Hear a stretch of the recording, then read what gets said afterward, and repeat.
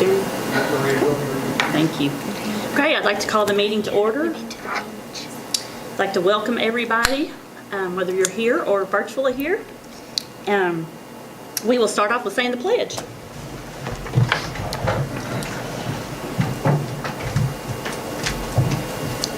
I pledge allegiance to the flag of the United States of America and to the republic for which it stands, one nation, under God, indivisible, with liberty and justice for all.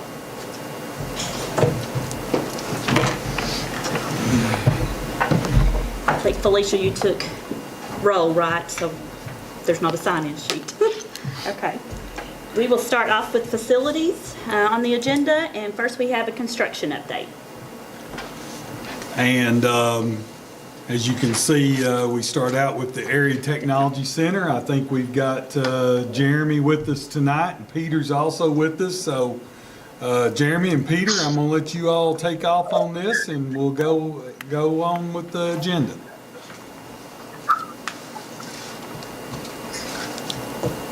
All right, this is Jeremy. Hey everybody, sorry last month I missed the meeting to give you all an update. I think Peter filled in for me.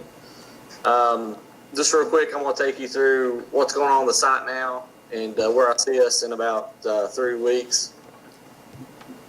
Can y'all hear me all right, Mr. Saylor? Yes. Okay. So right now, June 22nd, Monday of this month, we shut down the Parent Loop Road.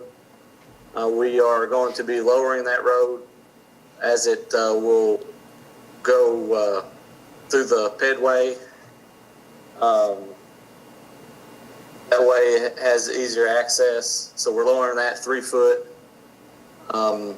We should be having a binding course of pavement on it next week, later part of next week, and open that road back up to Mr. Saylor and his staff. Up on Building B, Area B, I'm sure a lot of you all have drove by and have seen the field that's been erected. Well, now if you go up there, we have started the CMU load-bearing walls, the block walls. Those are starting to be installed. The next section there in Area B, we're kind of breaking it up in bays. So Bay 1 has the steel erected already. Bay 2 starting Monday, that steel will be going up this coming Monday. And then the block layers will continue right behind the steel contractor and getting the walls erected. From there, we'll just keep on following it out to Bay 3. And if y'all see that middle dividing wall, that's retaining wall 9. That will be finished Tuesday of next week. And then we'll focus on the footers for Area A, which is the lower building. And once we get those footers, then we can start getting our slab ready for down there and doing the same thing we're doing on Area B now. You'll start seeing the steel being erected and the CMU walls going up. But very excited of the progress we've had this month. We've only had 3 rain days this month, which is really good for our progress. So nothing's really holding us up right now. We got a great team, top notch from the owner down. So everybody's hard work. I know Peter and his team and Mr. Staff, all the coordination and communication with each other. That's all I have. If you have any questions, feel free to ask. But I hope you all are happy with the progress, and I hope the town's really buzzing about what they're seeing. Thank you, Mr. Staff. Does anybody have any questions for Jeremy or Peter, either one?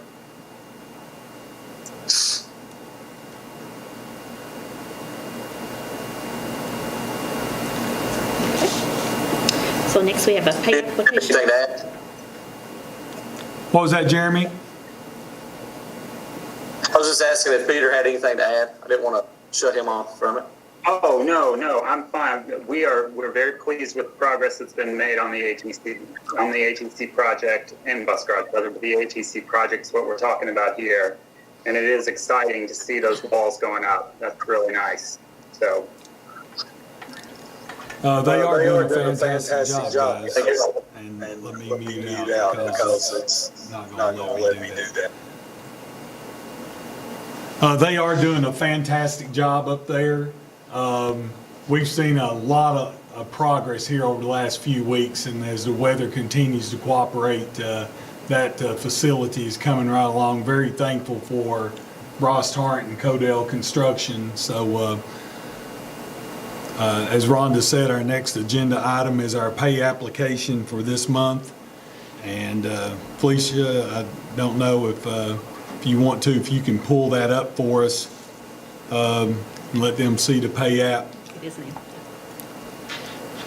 And you all can see the amount there for this month is $546,178.46. And it is my recommendation that we approve that pay app. Okay, do we have a motion? Thank you, Brian. Do we have a second? Thanks, Donna. Any discussion? All in favor? Any opposed? Okay, motion passes. Next, we have to approve change orders. And Jeremy may want to chime back in here, but the change orders that you have are for weather days. And of course, that does impact the contract in terms of the completion date of that facility. And it tells you about the number of weather days that have been given. Of course, most of these happened back in February and March. There's been very few weather days here over the last couple of months, so they're really moving forward. I think the substantial completion on this has moved like about the 1st of June.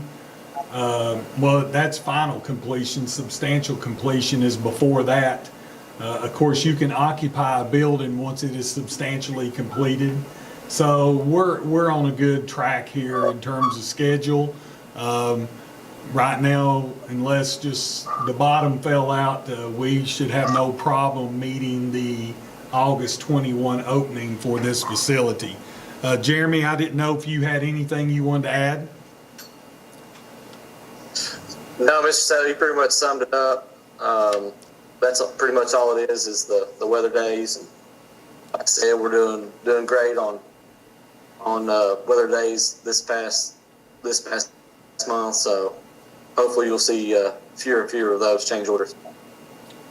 And Jeremy, just so you can tell us right now, the only other change orders that we know of right now that may be out there, there was a possible change order on the floor finish for the labs, which is a very little amount of money, a few $1,000s. There's also going to be a change order that will take place that involves the moving of a wall in the reception area on the first floor. That's going to allow access into the adult ed area from the reception area. But other than that, we see no major change orders right now that are hanging out there. Is that correct, Jeremy?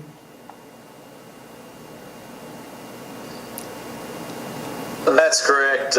We do have those 2 claims from Rising Sun that we have to get written into change orders, where they covered up the trench drains or the trenches for another contractor, help them out. So that will be coming too. That's on our monthly management meeting agenda, you'll see. And then as for the flooring, the floor sealer, Peter still needs to get that to me, and then we'll get that in order. But that's the only 2 that you mentioned as far as the floor sealer and that possible change. Well, actually, the change in the office door, that Peter sent that to me yesterday, so I got that distributed to the contractors to price, and we should be getting that soon. So the project's going well. It looks like the design is, we have a good design team, and good boots on the ground. So again, the change order approval is for weather days only, and it is my recommendation to approve that change order. Okay, do we have a motion? Thanks, Sheila. Do we have a second? Thanks. Any discussion? All in favor? Okay, motion carries. Next on the agenda, we have the Jackson Energy right-of-way easement. Just so everybody know, we approved one of these for the bus garage last board meeting. Of course, anytime Jackson Utility runs any type of lines, electrical lines, they have to have a right-of-way easement for that project. Of course, some of this is underground, where the pedway and everything's at. So a lot of that work's been done, but we have to grant them that easement, which relieves some liability on their part. So again, this is no cost to the board. It's more or less just a checkbox for Jackson Energy to allow them to get the utility work done. My recommendation is to approve that. Okay, do we have a motion? Thank you. Second. Any discussion? All in favor, say aye. All right, motion carries. Jeremy, thank you for sticking with us tonight.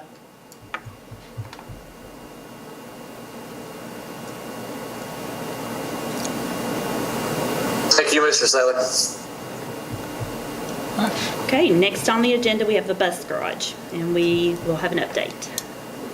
Yeah, thank you all so much for the opportunity. Sorry, I had a little difficulty getting in, but now that I'm here, got lots of good news to report on the bus garage this month. As you'll notice on the pay application, they're showing that they're about right at 30% complete with the project, and the weather has continued to improve and cooperate really well for that particular project, and a lot of progress has been made over the last couple months.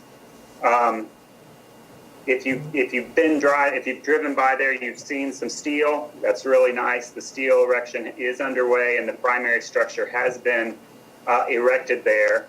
Stormwater retention has been completed, and the underslab for the bus garage has also been prepped. Got good news this week that the slab should be able to get poured and installed very soon, which will help with getting everything moving along quickly. We received masonry samples today on the color that was selected for that, and I think everything is moving along quite nicely for the bus garage at this time. I'll be happy to answer any questions that you have about it. So you guys know, I did go by and I saw John there today, John Stanford. He said that the lift, the in-ground lift has come in on time, not a day early, but it was on time by the delayed delivery date. So they were forming that up today. Peter, for your information, he said they expect maybe to pour the slabs and footers starting next week. So that is fantastic news. I know they were working overtime this afternoon when I went up and visited both sites. So that is fantastic news. And guys, you can see the schedule there that Felicia has up for you all right now. Of course, we had an October 1 completion date. Now that was before COVID hit. And of course, what happened when COVID hit was that the lift manufacturer and the diesel tank manufacturer both shut down for a substantial period of time. And what we have found out over time is there's only 2 companies in the United States that even makes diesel tanks. So the diesel tank has been delayed until September 1st, but now they're going to be working around that obstacle to try to get the building up, the sidewalks poured, getting the base coat of asphalt and stuff down. And honestly, they've worked really hard to develop a new schedule. And I think if, Felicia, if you can go to that second page, I think you'll see that the final completion now, or substantial completion, is set for October 31st. So in reality, with everything that went on, and we've only lost a month, that will be good. The goal is that maybe we can get our buses in there for service quicker. We've got the fuel tank here at the board building that we can continue to fuel our buses here. So John and them are going to work diligently to get us on that property for our bus maintenance and those items. But Really pleased that they were able to put together this schedule. John and Larry and his team have really went back and tried to look at how these things can be moved up and things be moved around. So that was good news today, Peter, that the lift is here and that they'll be pouring slabs and footers next week. I don't know if you have anything else to add. No, I think that is the best news. That was one of the big issues we needed to overcome to get the building ready for maintenance and repair of the buses. So we were happy to hear that today. Okay, Ms. Rhonda. All right. Next on the agenda, we have a pay application number 5, associated direct purchase. Yes, so the design team has reviewed this pay application, and we do feel that it represents work that has been installed and is complete, and we would recommend approval. And it's for $58,221.56, along with the associated direct purchase orders that are also part of this attachment as you all looked at it. My recommendation is to make that payment. Do we have a motion? Thanks, Brian. Do we have a second? Any discussion? All in favor? Motion carries. Okay, next on the agenda, we have special inspections invoice. And we is- started trying to, I'm sorry, Peter, we started to try run all these through you guys because, as you know, sometimes these inspection reports, when we start getting bills from all different sources, we don't really know sometimes what they are. So they're all being directed through Ross Torrance. So this is the special inspection report for this month. That's correct, right, Peter? It is, and this is for the bus garage project and S&ME engineers and the work that they've done on site, making sure that all of the concrete and the steel is and the site work and the backfill is all being placed per specifications. And the amount of this invoice for this past month was $3,451, and I do recommend that for approval. Okay, do we have a motion? Thank you. Do we have a second? Any discussion? All in favor? Okay, motion carries. Next on the agenda, we have a bleacher replacement project. And I've got Peter with me, and he can sort of explain the process a little bit here. As you know, our middle school now is probably getting ready to enter like its 22nd, 23rd year. There are some problems with those bleachers out there that we can no longer take them in and out and be able to remove them whenever we need to for whatever program that we may have.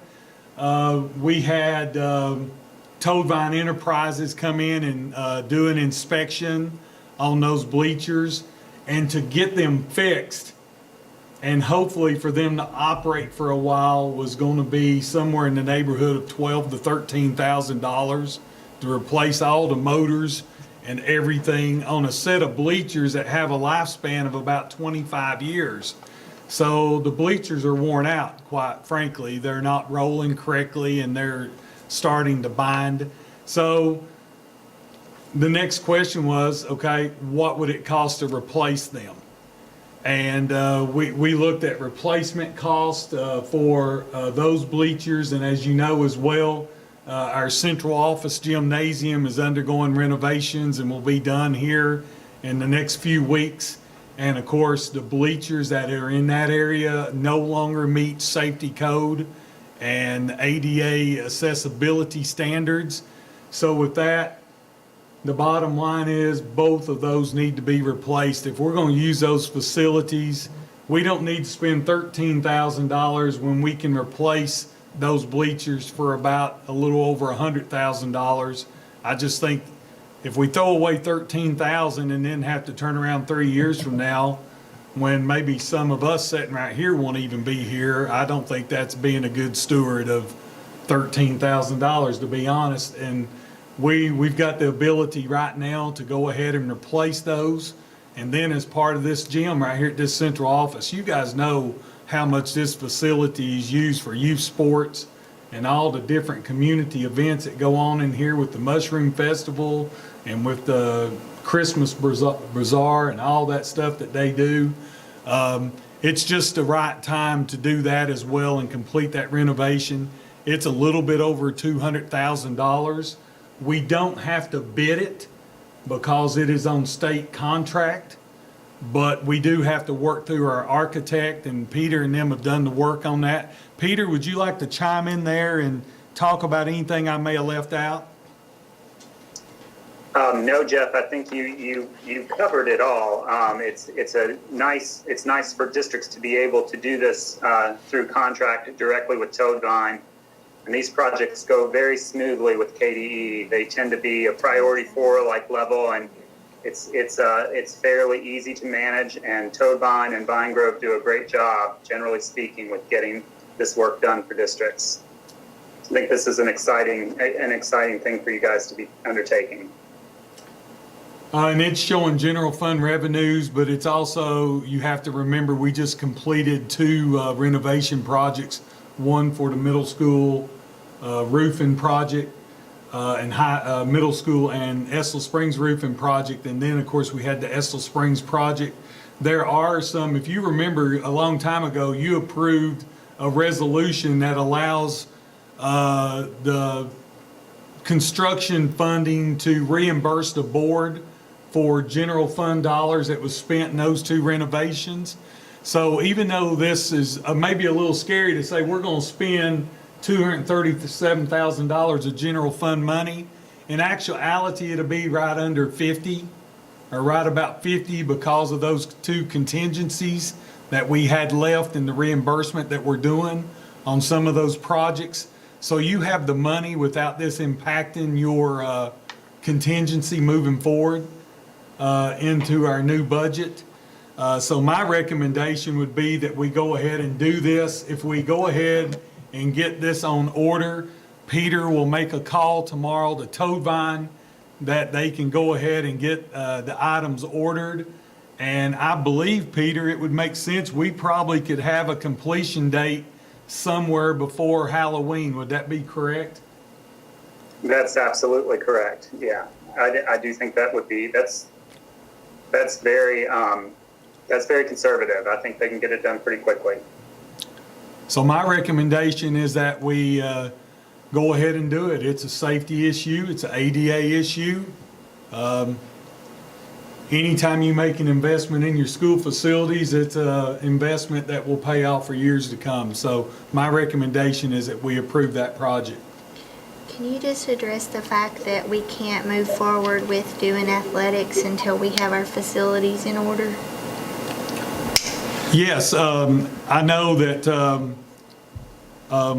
and we can talk about this real quick at this time. I know that so that everybody will know where we're at in terms of future facility and construction, because there's been a lot of talk about the not the middle school, but the high school and middle school baseball and softball complex, which both schools use that facility.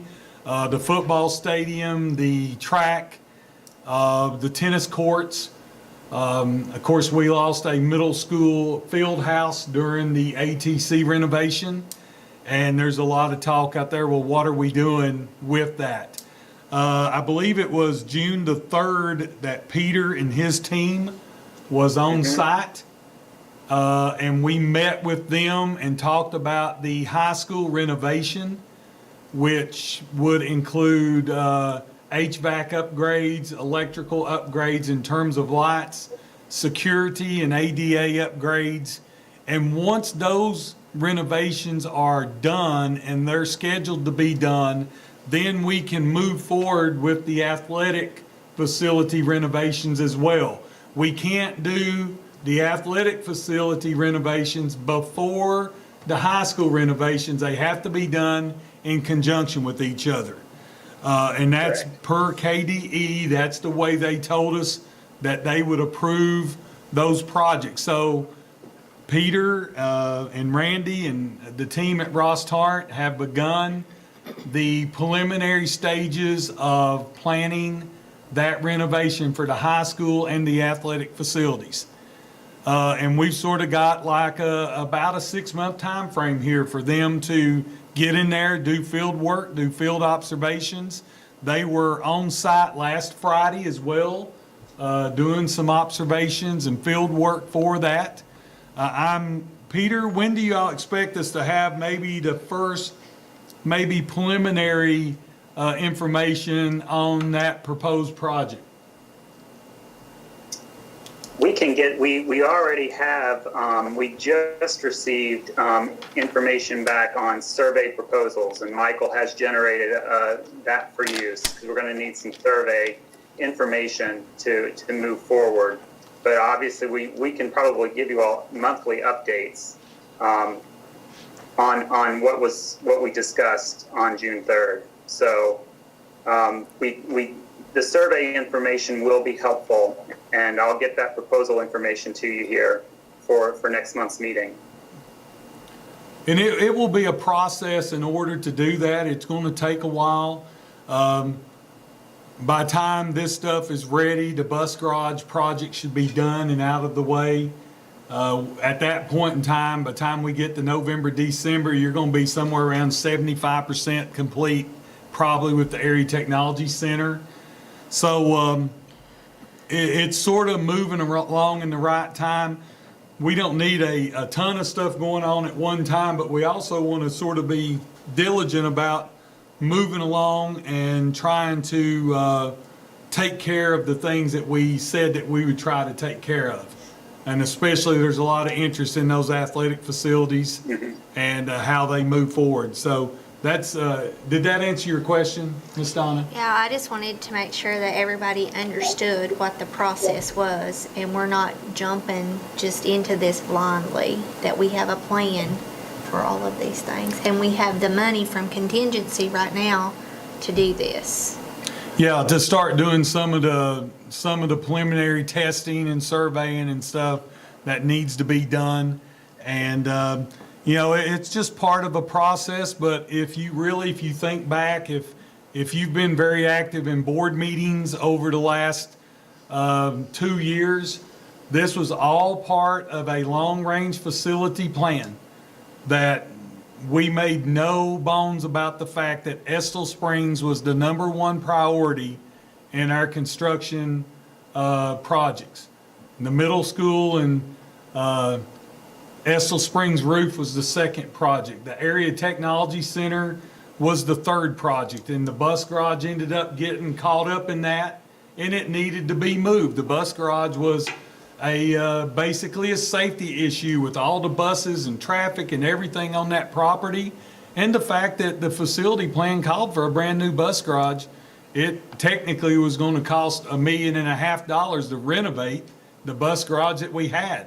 So it made no sense to spend that much money to renovate a facility that was in the way. So that's where we're at.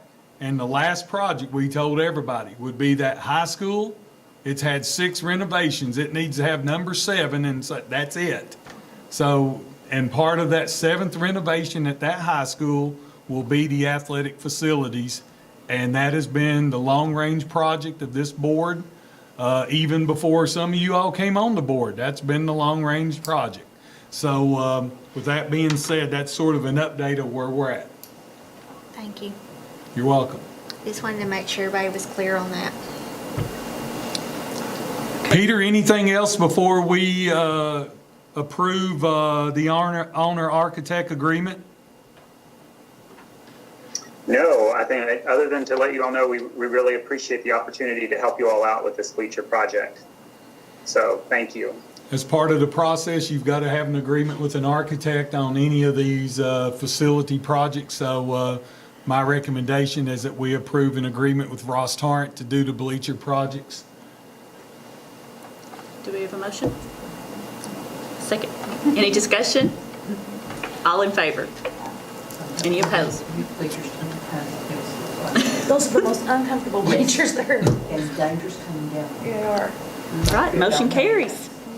Well, it's going to address those issues here and there, so. I'd rather sit in here than at that middle school. Yeah. They were terrible. All right, next on the agenda, we have to approve a BG1. That BG1, Felicia has already worked on it and it's entered, but it's waiting on a board order from us. It's in the amount of $237,381.35. Again, it is it's out of general fund dollars, but in the long run, by the time everything shakes out with the contingency monies left and other projects, we feel like it will be somewhere in the neighborhood of $50,000. And I would think the max would be at the very worst 75. So we should be in good shape with that with some of the other things that we have going on. To give you one example, we got a contract back from Kentucky Transportation Cabinet. As part of the bus garage, the part of the entrance road that's on state highway property, we have to pay for it up front, but the state reimburses us for that cost. We're going to receive a $40,000 check for that. So we should be well within range of paying this without it being a big problem for our budget moving forward. So my recommendation is to approve the BG1. Do we have a motion? Do we have a second? Any discussion? All in favor? All right, motion carries. Peter, thank you. Thank you very much. Appreciate the time. Thanks, Peter. Okay, next on the agenda, we have consent items. If you want to, I know they're consent, but let me just go down through here. Of course, the first items there, as always, is your treasurer report and payment of bills. Of course, the minutes, you all had a chance to review the minutes, and I reviewed them as well. I think they're in good shape. We have the SRO agreement with the Estill County Sheriff's Department, and we're really excited about moving forward with them in that contract for the next 12 months. Total of that contract, I believe, is $38,000 for the year. It's $3,800 a month for the months of August through May. Of course, June and July, we do not have an officer on campus unless we have some big event. So that's your SRO contract. There was a few salary schedule revisions after the last meeting. And of course, what happened is we had a couple of retirements. And as I told the board, as we had some retirements here at the central office, we were not going to replace some of those individuals, and we would be rearranging some duties. As you all know, I'd like to congratulate Dickie Arthur, Tim Burkhart, and Margaret Snowden on their retirement. Years of service and expertise to the Estill County school system. And we wish them all three the very best in their retirement. But with three of those individuals retiring, we are only going to hire back two individuals to replace them. We've done some arrangement of duties, and we'll be moving forward a little bit leaner and hopefully meaner here at the central office. But we wanted to make sure after COVID-19, we wanted to leave our resources in the schools when our kids are coming back to school to help our kids, because they've been out of school now for a long time. And we wanted to leave resources in the school, and we would absorb some of the losses here at the office level. We also lost Matthew Robinson to Estill Springs as a teacher. He worked in the technology department, so Jeremy and Andrew get to pick up all of his duties. So we're really down two central office positions going into the school year. So those are what a lot of those revisions are. We also have a big retirement coming with one of our classified people, Miss LaDonna Johnson, who does our payroll. Everybody loves to get their check every month. You'll get one in the morning. It goes in the bank tonight. LaDonna's going to leave us in October. So we've had to make some changes upstairs in finance with some new people up there. So we've had to pay some people to come in to start the training process. We've had some COVID-related issues with counselors and mental health professionals that we've required to work additional hours. Also, our health services person was also somebody else that we've asked to work additional hours to try to address health needs of our students. So we've had a few little changes. All those are there. That's the ones that Felicia's got up there right now in terms our counselors at the high school trying to deal with all the NTI work and getting ready for graduation. Again, I said the district psychologist, the health coordinator, the special ed director. We've got a brand new special ed director coming on. We needed to get her with Margaret for a few days before Margaret retires next week. Payroll I mentioned, accounts payable I mentioned, and then of course the district clerk downstairs. The district clerk moved upstairs to finance, so we had a reduction of a staff member at the adult ed program. So other than laying her off, we filled that job and transferred her to the district office, and I think she'll do a fantastic job. She's been an employee of our district for a long time, and she'll fit right in down here. So those are the changes to the salary schedule for anybody that was asking. Item G, I attached all these policies for you to look at in terms of the KSBA updates, and we've really done a better job this time of making sure that there was not changes in those policies that we did not catch. For instance, last year, if you remember, they changed our graduation policy, and we missed the fact that they had lowered the graduation credits to 22. Well, it ended up at the end, that was a good thing, but it wouldn't have been if we'd had a normal school year. So we wanted to make sure that those were okay. We also have 2 new policies on professional meetings, and I do feel like that there are times that teachers and classified personnel have to go to professional meetings, but I will say I think it's gotten a little bit out of hand. And when people are hired to be in the classroom and they're hired to be working with our kids, if they're gone all the time, then we're losing valuable instructional time. So I have put a limit on the number of times they can be out of the classroom for a professional meeting. I've also put, and it's got to do also with student trips, student field trips, all those particular things. We want to try to provide those if there are field trips this coming year. Right now, that doesn't look like a possibility going into the fall. So those are 2 new policies. The holiday and vacation policy, you all approved that about 3 meetings ago, maybe 4 meetings ago.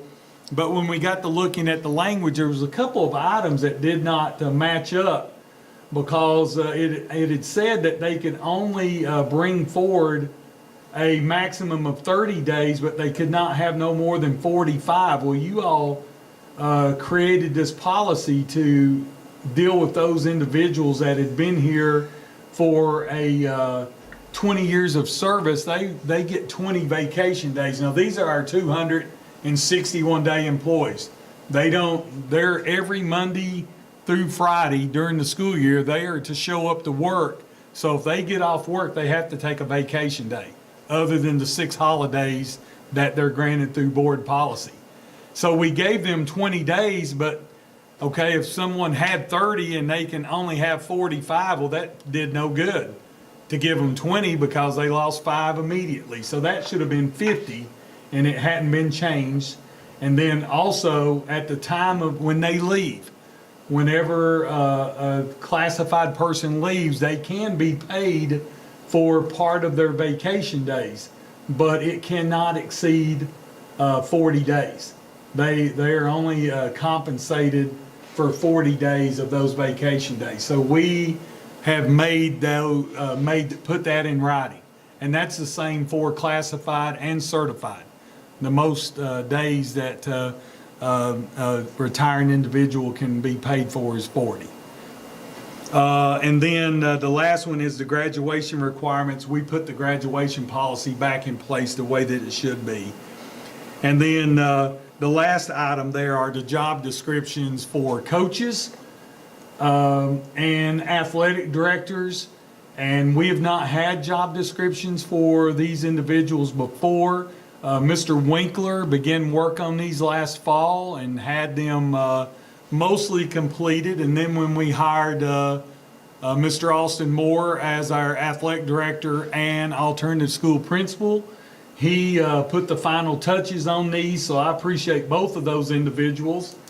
And we really wanted to have these so that our coaches would know what their responsibilities are. They need to understand what their responsibilities are and what they're expected to do. Once you all approve these tonight, you've had the opportunity to look at them. Once you've approved them, they will go in the coach's handbook that's waiting to be approved by you all at the next meeting. We'll approve all our handbooks at the July meeting. And these policies will be in that, and we will meet with all of our coaches just like we did last year, and we'll make sure that they understand what their responsibilities are. And Ms. Rhonda, that is all of our consent items. Okay. Do we have a motion? Do we have a second? Thanks, Brian. Any discussion? All in favor? Motion carries. Okay, next on the agenda, we have public comments. And just so you know, go back the last item was surplus property there. You all did have a chance to look at that. That's our 3 buses that we will be losing because of our 3 new buses and some old office furniture and stuff at Old Urban High that we've got to start cleaning out that building in terms of how we move forward with that facility in the future. I think Mr. Simpson had sent out on social media a way that the public could make comment if anybody in the public has comment. We had one earlier question that talked about I think it was the reopening of school, wasn't it? Yeah, we've had, I think, 4 questions total, all of them will bring them up here. Okay, and we can answer these. I answered the first one before the board meeting because it was about the start of school.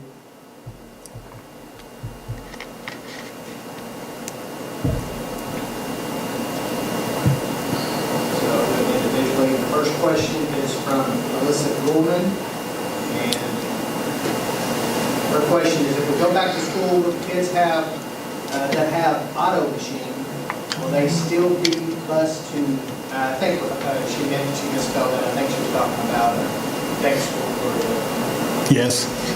back in Madison County. They have a lot more cases of COVID-19 than we do, and the kids would have more chance to bring it back home, in my opinion. Also, the kids with health problems and breathing problems, they might not be able to sit with a mask on all day. What will be done with them? And I did go ahead and answer her earlier, but if anybody else in the public have interest in that particular question, I will let you know that the Healthy at Schools document was released yesterday.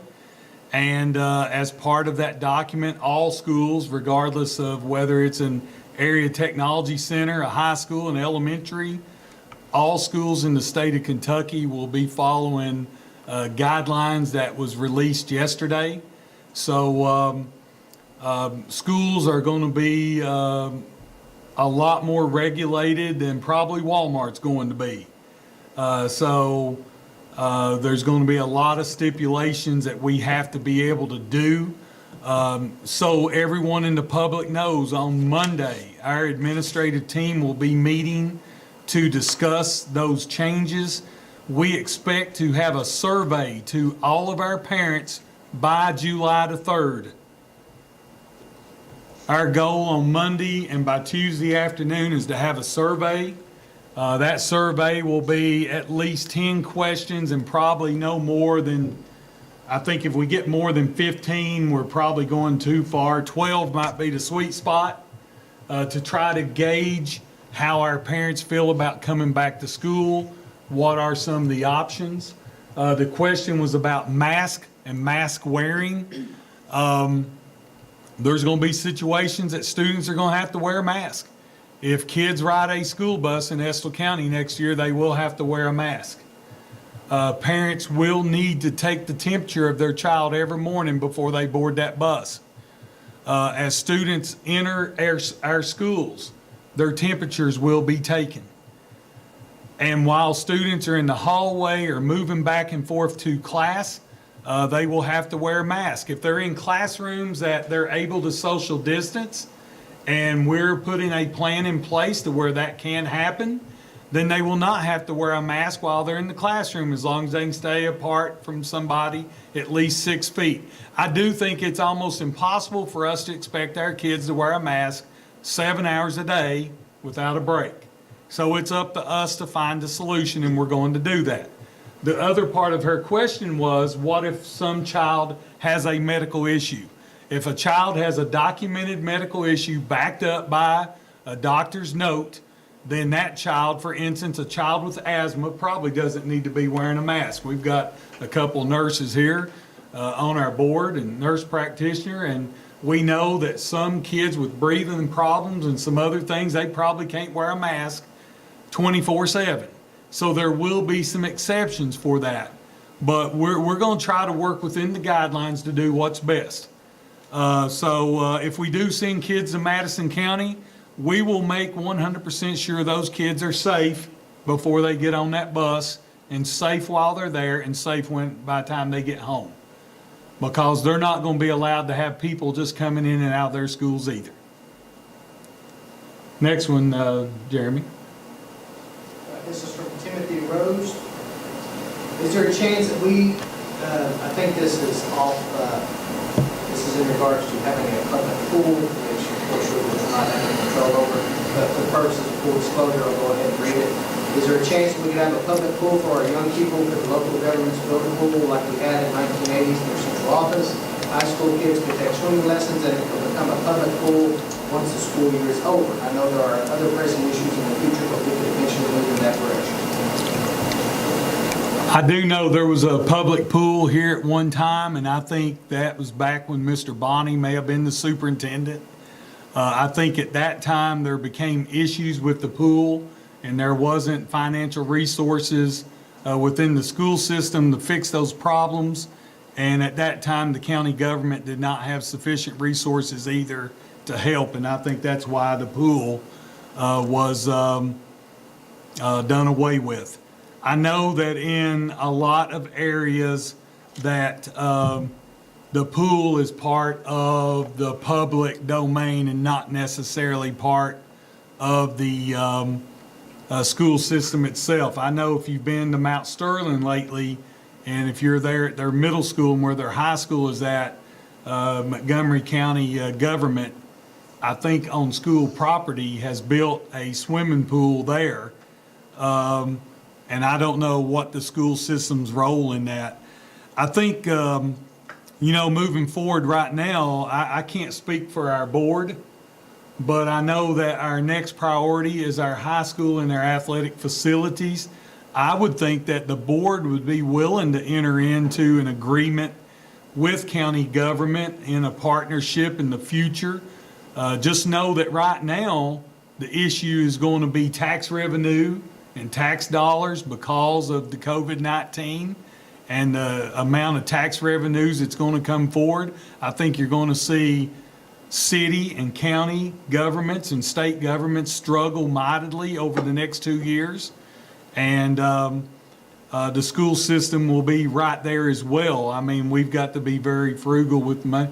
But I think there's probably not a board member here, and I can't speak for you all, but I don't think any of y'all would be against us having a public pool. I do think that recreational facilities for our young adults is a big need here in our county. And I don't know what that looks like in terms of what would finance that. But you got to remember that school system money has to be spent on school kids, and it has to be spent on school properties. So it does limit what we can do in that matter. Next question is from Heather Freeman. If the school decides on kids going on certain days and other on the other days, like I saw in Bath County Post, Is there a way that siblings could be coordinated to go on the same days? Due to childcare arrangements, this would need to happen for our family. How early and late will buses have to run to get all of these new requirements done? Our kids already get on the bus at 6:15 and get off between 16, she said 16:30 and 16:45, I'm assuming military time. Also not related to my family, but what about the families that do not have computer access? Thank you for your time in addressing parent concerns. Are y'all okay with me just answering these? Yes. Okay. I want to give you all the opportunity if you want to, but again, we're meeting on Monday. There has been discussion about a possible alternating schedule where some kids would attend school on one day, other kids would attend school on another day, maybe something along the line of an A-B schedule. And you remember a minute ago I talked about the mask being worn in classrooms. If I've got a first grade classroom that has 24 students in it, they're going to have to wear a mask. But if I only bring half of those students to school on a day, they would not have to wear a mask while they're in the classroom. They would once they went to the hallway or once they were going to pick up a lunchroom tray. But I think the deal will be that we need to try to have situations where our kids can have opportunity to be in school, not have a mask on all day. So that might very well involve a situation where we could be on a A-B schedule during the week. And whether or not that's a A on one Friday, B on the next Friday, or whether or not there's a whole different group of kids on a Friday that maybe that there's a group C, and that would be kids that maybe have fallen behind after basically 2 months of NTI instruction. So there's a lot of opportunities out there, but the one thing we ensure of, no household will have one child go on Monday and another child go on Tuesday. That can be fixed, so that is not a problem. And Jeremy, if you could roll it on up there where I could see the rest of the question. So we can take care of that one. In terms of buses, we do not anticipate our buses being on the road any longer or than they are now. We don't expect start times to increase. As a matter of fact, if we're only bringing half of our kids, then it would make sense that the number of students on a bus would reduce by half. So it's possible that even the time that students spend on buses would be less once we get on an alternating schedule. But again, the one place that kids will have to wear a mask is that kids on a school bus will have to wear a mask. There's no exception there because you cannot social distance a school bus. The last thing is talking about internet and internet capability. We are looking at some different possibilities. We're fortunate in Estill County, based on a survey that we have to do every year, about 73 to 74% of our students have access to the internet, whether it's in their home or on their phone. We are in process of speaking to some companies that can help us deliver that to parents at a minimal cost. There's a couple of cell phone carriers. We won't mention them here tonight, but we're in negotiations with a couple of them. So we are looking to try to address those students that do not have internet access. But if they don't have internet access, we will still be able to do NTI work through paper and pencil just like we always have.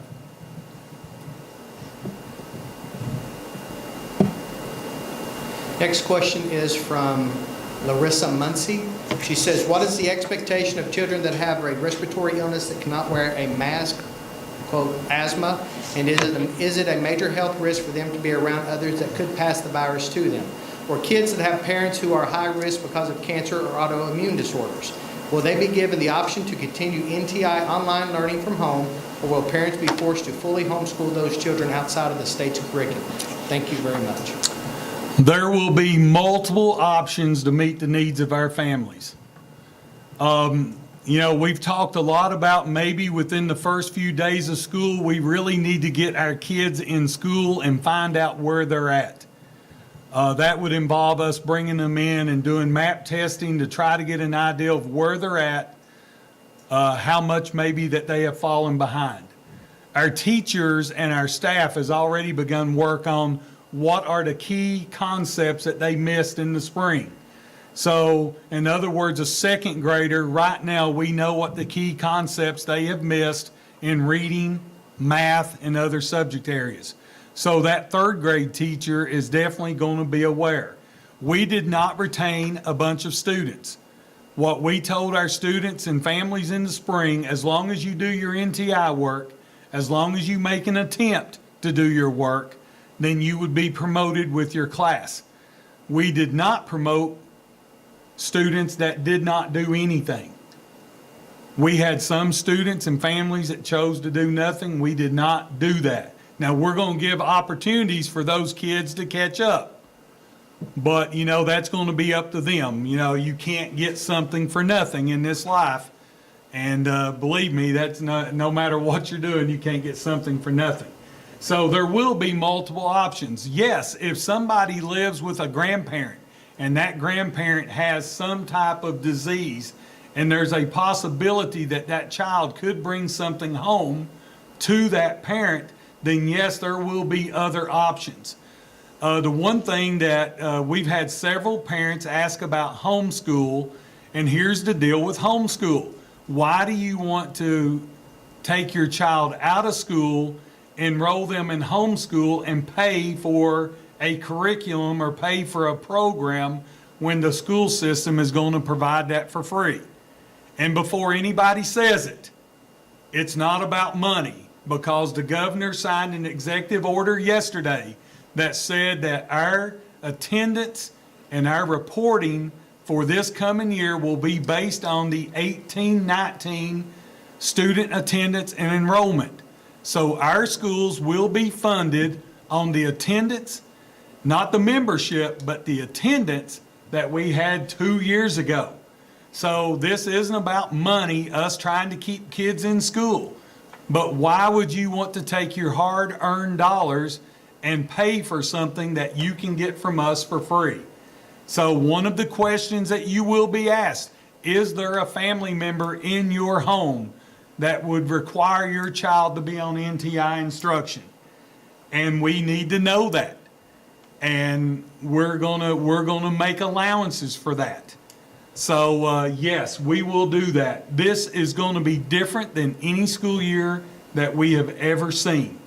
And it is our responsibility to meet the needs of our students, the needs of our parents, the needs of our community. And I know this board is committed to doing the same thing. So we're not going to sit here and there's going to be some guidelines that we have to follow. You know, if you come to visit one of the schools, you will have to wear a mask. You will have to have your temperature taken before you can enter that building. Our kids will have to have temperatures taken before they enter the building every morning. Again, if you ride a bus, you'll have to wear a mask. There's things that we have to do. Guys, I wear a mask everywhere I go. I've got my mask right now. I was in go time earlier today. I had a mask on. I wear it everywhere. And the way I look at it is, if I can protect somebody or I can protect me, why would I not do it? I don't understand why it's so divisive. So the bottom line is that there are some things we'll have to do, but yes, we will make concessions to meet the needs of our kids and our parents. Final question of the evening is from Jessica McIntosh. Are there any new adjustments to the salary schedule for bus drivers and aides that were discussed at the last board meeting? We do have an update that will take place in executive session here tonight, and there has been some changes made to some of our bus routes. It was due to a CDL regulation for drivers and how we were paying drivers, and those adjustments and changes have been made. And Mr. Burkhart has spent the last month of his career making those adjustments, and we are in the process of, as a matter of fact, we have 3 people that left that we need to speak to. I called those individuals today, waiting on phone calls from them. I can tell you tomorrow is not a good day. You'll not catch me here tomorrow. I am taking a vacation day tomorrow. I will be back Monday and be available Monday afternoon for those drivers if there's anybody that has any questions. But the board will be informed of those changes here in closed session because they do involve individuals. That's all 5. Thanks, Jeremy. All right, next on the agenda, we have the superintendent's report. Let's see where we're at. I'm like Sheila, I like my piece of paper. You have the personnel action in front of you there. This was the month we reported all of our positions also, right, Felicia? It's pretty lengthy. So it's a little bit lengthier than normal. We did have a retirement today from a teacher. We'll post it during the next meeting, but right now, most of our positions, except for some extra service positions, have been filled. So right now, we're in good shape. When we talk about the concerns of students coming back to school, we also have the concerns of our employees and staff coming back to school as well. And we'll be talking about some of those items on Monday as well. And of course, the board will be heavily involved in any type of recommendations and guidance for our staff members as we enter the school year as well. But you've got quite a few of these. I noticed there, for instance, our mechanic at the bus garage, Charles Lancaster, longtime mechanic here, he's retiring at the end of July. So Charles is going to be somebody that's leaving us. Mary Rader has left a resource center position for a teaching job, so we're currently looking for a Frisky person at Estill Springs. And there's a few others on here that are retiring. I don't want to miss nobody. We'll have our retiree recognition probably sometime July or August once we're allowed to get everybody back together, because we want to make sure we honor those people that have spent really their lifetimes serving the kids of Estill County and serving our school system. We got a few on here we don't ever want to see leave us. I don't know how we replace them, but everybody's hard to replace. Everybody brings their own unique skills and own individuality to a position within a school system. And I tell you what, regardless of sometimes what they think it is, they're missed. When somebody leaves us, they're missed. I know that it settles in sometimes after about a couple weeks and they say, Lord have mercy, I'm gone and nobody misses me. But that's not the case. People's always missed. We've got great employees, proven by, like our food service and transportation personnel that's delivered meals. We delivered 8,500 meals on Wednesday. Or it was Monday. I'm sorry, I didn't get Wednesday's count, but 8,500 meals was delivered on Monday or picked up. And that's our food service and transportation personnel. And we're having a hard time in July. We may have to cut back to lunch only during July, just because I'm telling you, our employees, they're wore out. Our cooks are wore out. The meals, we were serving over 9,000 meals. We were serving 9,000 meals on Monday, Wednesdays, and Fridays. Now you think about that, that's a heck of a lot of meals during a week that they were having to put together. So we got great employees, and that's your personnel actions. School reentry, we've talked about a lot of those items. And I did attach the PowerPoint from yesterday's governor's press conference for you all to look at. And you also have the document there. But if you'll go down, Felicia, to that PowerPoint that you just had up, the slides, and I believe it's like slide number 5.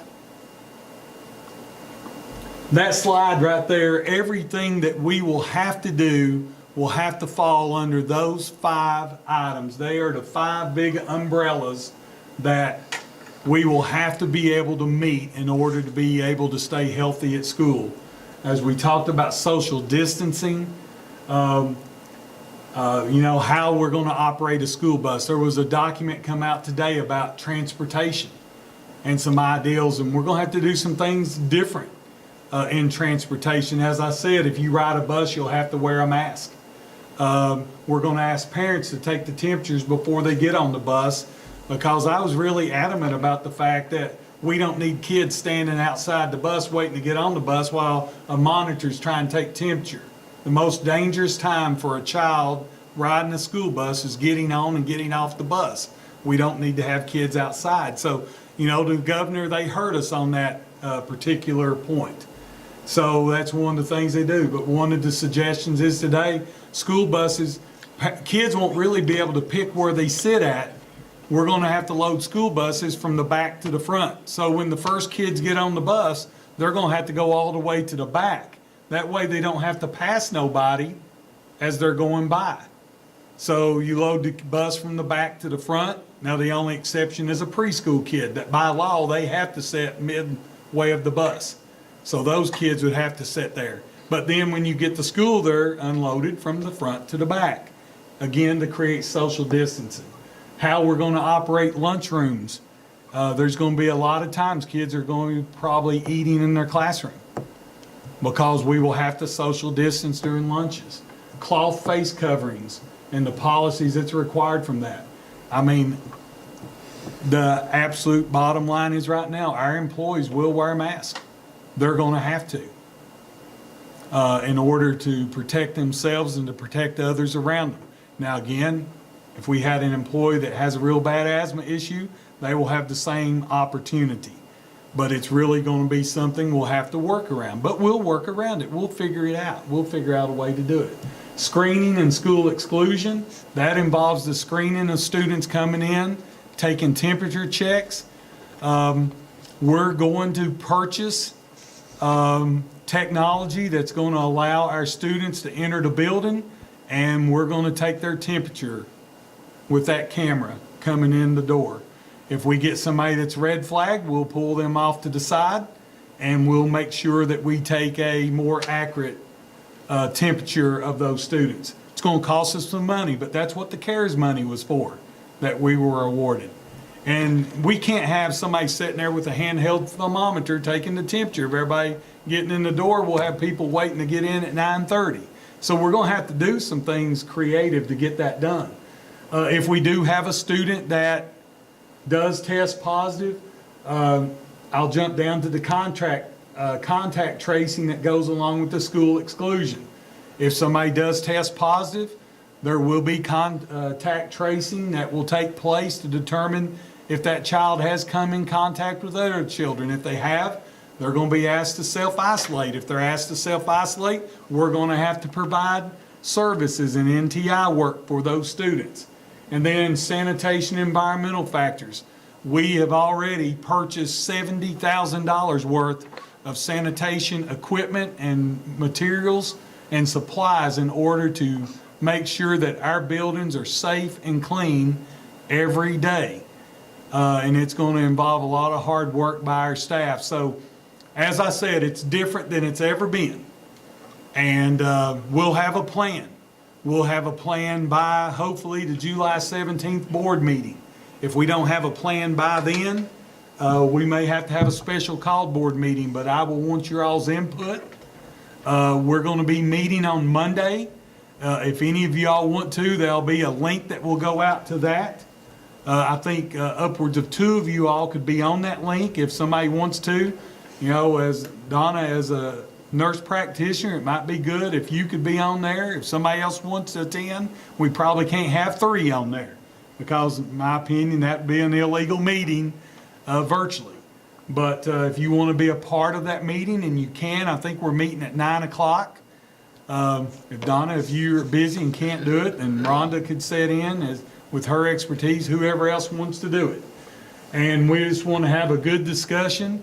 Our goal is that if we can get everything in that we have on back order and everything else, I would love to start school on August the 5th as we're scheduled to do. Because we would like to start school and try to get in as many school days as we could, just in case if there was some type of surge later in the fall that would require us to go solely back to online and NTI instruction. And so that may not be possible. But now our drop dead start date is August 31st.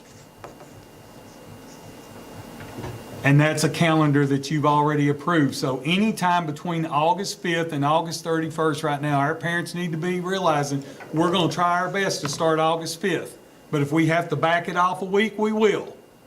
All it takes is just me basically calling the board chair and letting them inform you that we're going to take a couple of non-attendance days just in order to be able to make sure we've got everything in order. And I promise every parent, every student in this county, we will not start school if we're not ready. We will not take a chance with one student, one staff member, one parent that has to walk through the door. We will have a protocol. We'll have items in place.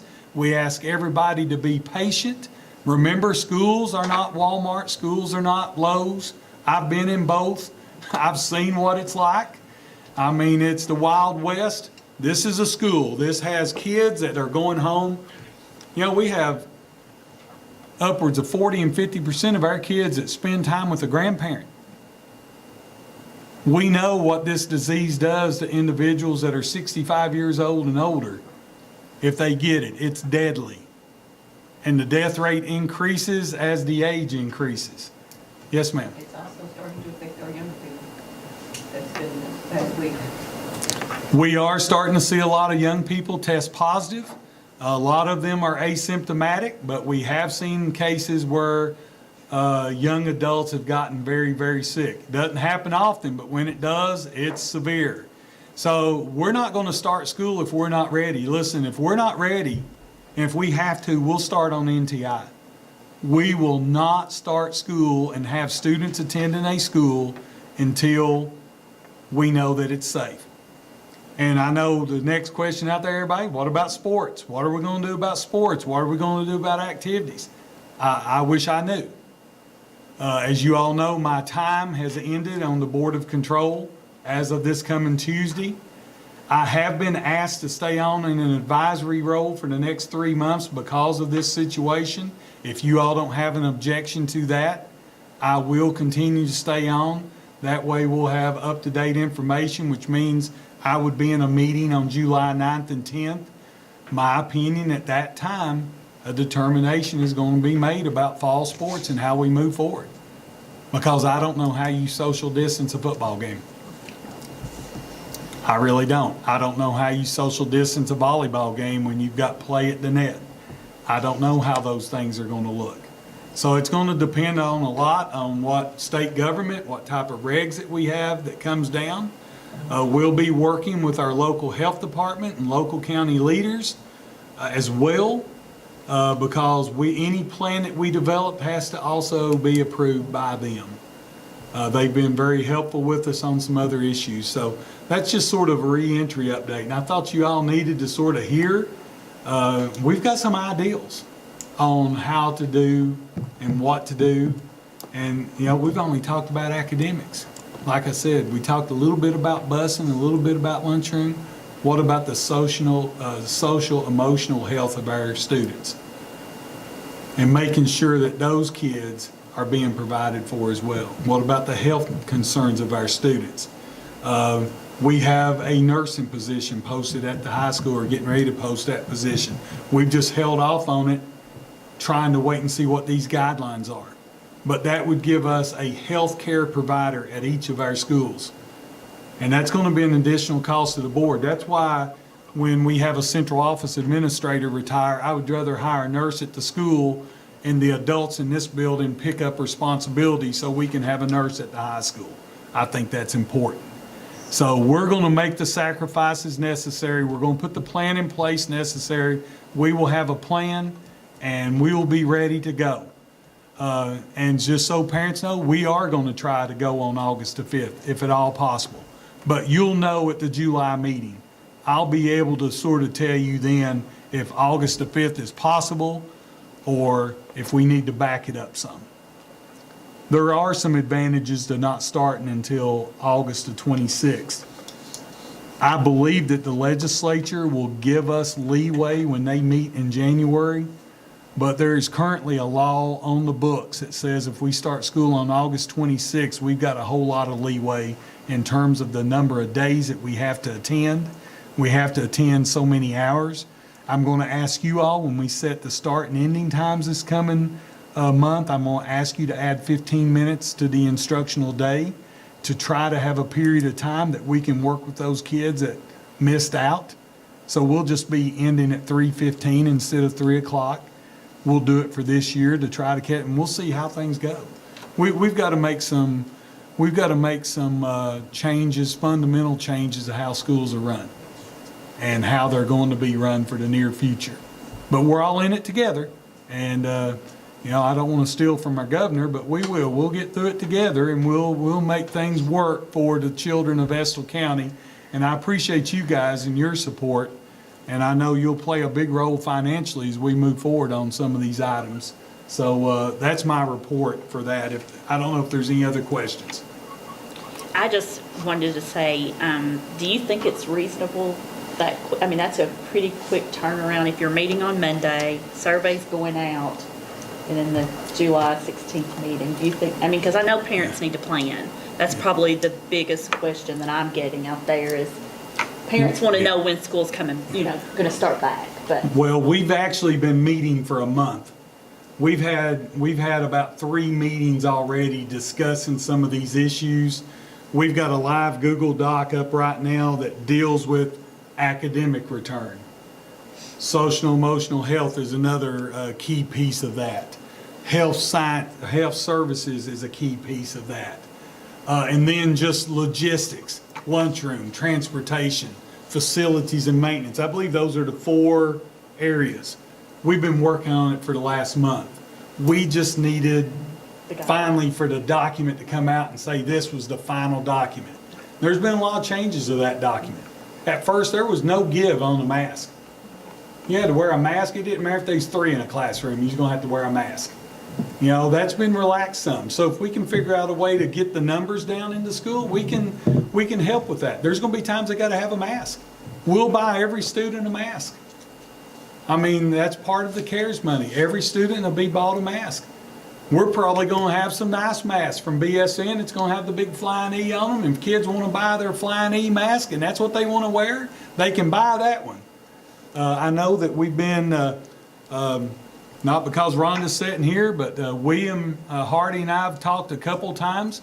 Carhartt, right here next door to us, is manufacturing PPE, personal protective equipment for different items, and we've already talked about masks. They make cloth masks, they make disposable masks because they're a hometown company. Not only, yes, we're going to help them out, we'll buy some, but they're also going to donate some.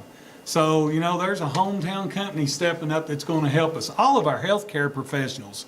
One of the things that's going to come with staff is that they're suggesting that 10% of our staff are tested a month for COVID-19. We've talked about the fact that maybe every employee try to test, or at least 50% of our employees try to test before they return to work on August 5th. So we're going to try to test our employees, and it's not the fact we want to catch somebody, we just want to let parents know we're making that effort. And so our first priority is to provide a safe environment. If we can't do that, we don't need to be in school. So that's what we're going to do. That's why I'll keep you all involved. So if we had not met, no, there's no way in heck I could get you something by July 17th. that just seems like a quick turnaround, But we already have questions that's out there that's being vetted right now, sample questions. We felt like it was too early in June. Some people surveyed in June and May. Well, they didn't even know what the guidelines were, so how'd they know what they was going to survey? But we should be able to turn around surveys pretty quick and have a pretty good idea of a plan to you all. Maybe not every I dotted and T crossed, but we should have a pretty good, solid plan by the board meeting on July 17th. If we have to have a special call, we will. Anybody else? Surely between a managerial person on the board at Carhartt and the wife of the vice president, surely we can get masks and stuff, so that's We one can thing we buy ought to be able to take care of, I Right. think. Brian's been sewing masks, actually. He's been making them. Bill should be bragging on my son, Okay, anything, next on the agenda is the board member forum. Anything from the board members? Okay. I will need a motion to go into closed session. I make a motion. Do you have a second? I'll All in favor? All right. Jeremy, how will this work for everybody online? Will we need to come back after, normally after y'all have closed session, we just need to, but on this one, we need to come We- back. Yes, they will have to report my evaluation. It does have to take place in open session, and they do have to vote on that. What I'll do, I'll just turn the camera to the closed session sign, and I'll use turn off the microphones, and then double check to make sure there's no audio. And then, I guess, I'll go to my office and be all ready, yell at me from that end, and we'll flip the camera around. So I think if everybody's muted and we just close our, Probably more than likely what we'll need to do, since we will be closing out over YouTube, anyone that is joined in on the Google Meet will just need to close out the Google Meet on all of your calls, and they can see what the end result is on the YouTube video. okay, so they can go back on YouTube whenever it comes back up. So I'm going to go ahead and leave that meeting on here. And we'll be shutting all this down. Let me turn this and mute the microphone. Sean, Now, Sean, oh, I'm sorry. You will need to, for Sean to look, I don't know, you may just want to. Sean, can you hear me? Sean can't hear me because I'm muted. And I just shut out with the microphone. Hey, Sean, can you hear me? Some reason I can't hear him, Jeremy. It's called, Ronda's was the boys' one. I shut out, I'm sorry. No, that's I okay. closed out.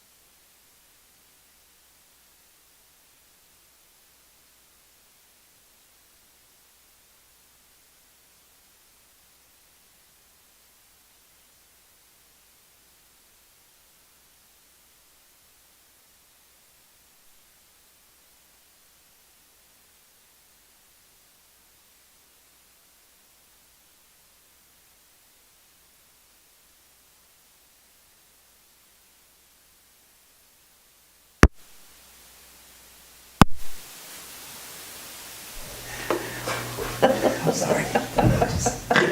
Don't make me snort on camera. I've been here too long. Are you all taking Jeremy, did you residence? text everybody too Yeah, and tell them we was Jackson back? Mayor's now COVID free. No, they weren't, he was just, they said to go to Which one? No, I'm talking about 40 just residents had if anybody's Yeah. out there. I think we had like 8 more people. still Did they watching. relate all of them to death from COVID? Well, why can't I get my So they computer were. back on? I didn't know. I don't guess it matters. No, I had a Dare County building too that had 72 positive residents. When we're ready, Jeremy, you Lost coming. 16 now. My friend is a nurse practitioner there, okay. Beth Parton. Do you know her in Adair County? So, Beth got an Parton. agenda somewhere. We lost 2 employees. Next on the agenda, we have Wow. the superintendent's evaluation. Yeah.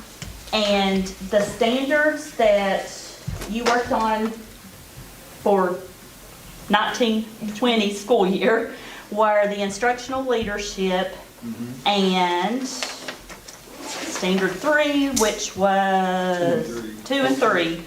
Yeah, cultural leadership and instructional leadership, and overall ratings for both one of the, I can't talk, for each Those of standards. those standards was accomplished. And there are actually 4 levels: exemplary, accomplished, developing, and threshold, and the overall rating was accomplished. Thank you all. And for the 2021 school year, we did go ahead and discuss that, and we would like for you to focus on the managerial, which is standard 5, and standard 7, which is the influential leadership. And 7. Okay. And that is all. Any specific focus in managerial or just across the board? We didn't go into great detail, so I guess Okay. across the I board would for say now, and if we have something come up, we can share that. Okay, good deal. Okay? Thank you all for the evaluation, and I'll continue to do my best. It's going to be a trying start to the school year, Yes, it is. but we're going to give our parents and our kids a lot of options. Everybody just be a little patient. If we can't make it to 5th, we'll shoot for it. We'll definitely be in school before August 31st. You know, that would be the absolute drop dead date. But now we're going to give our parents and our kids a lot of options. There are some things we cannot, sacrifice. There's things that we cannot do. We're not going to put anybody in danger, especially students, staff, parents, whole works. But we will work on it and get it done. Okay, we need a motion to adjourn. Thank you, Sheila. Do I have a second? Me, Donna. Thank you, Donna. Any discussion? All in favor say aye.